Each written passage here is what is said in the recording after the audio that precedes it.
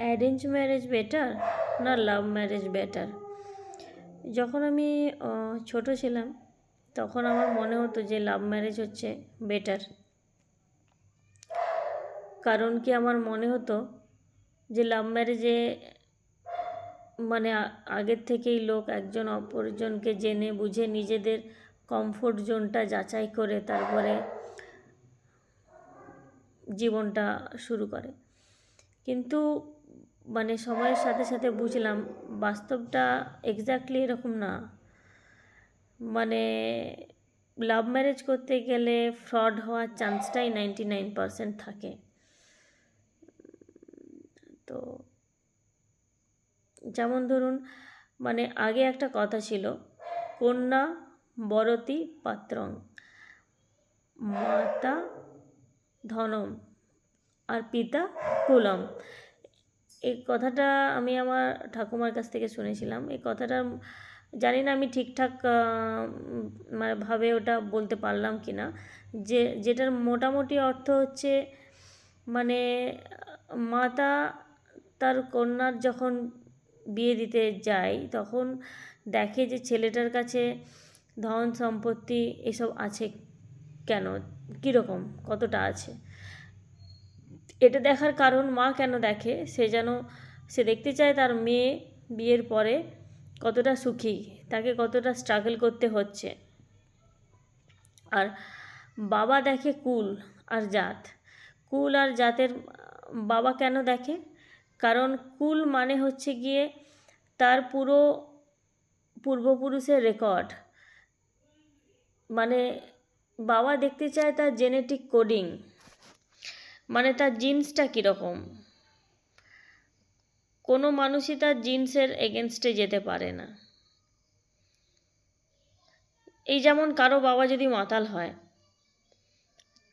খুব কম ক্ষেত্রেই দেখা গেছে যে মাতালের ছেলে মদ খায় না।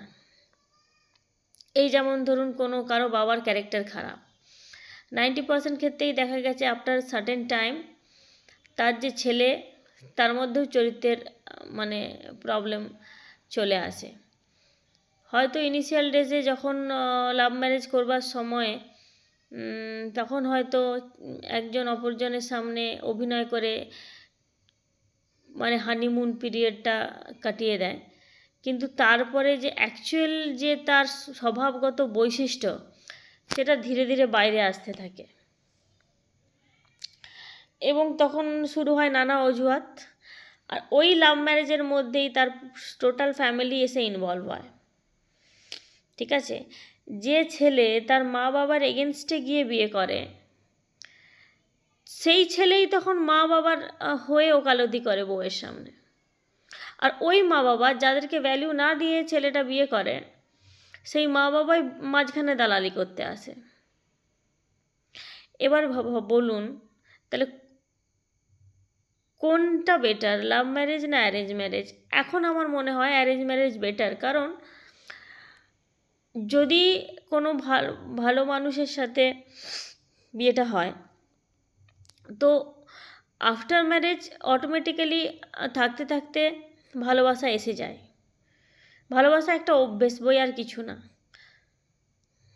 কিন্তু যদি কোনো খারাপ মানুষের সাথে বিয়েটা হয় সেক্ষেত্রে ফ্যামিলির একটা সাপোর্ট থাকে, যেটা লাভ ম্যারেজ করবার ক্ষেত্রে থাকে না। তো এখন আমি বলবো যে কাউকে কি গো ফর অ্যারেঞ্জ ম্যারেজ। সেক্ষেত্রে একটা মানে যদি আপনার বিয়েটা আনসাকসেসফুল হয়েও যায়, আনসাকসেসফুল বিয়ে থেকে বেরিয়ে আসার একটা রাস্তা থাকে।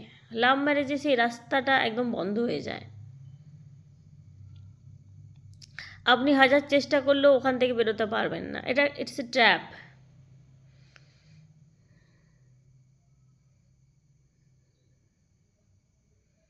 এবার আপনাদের কি মতামত?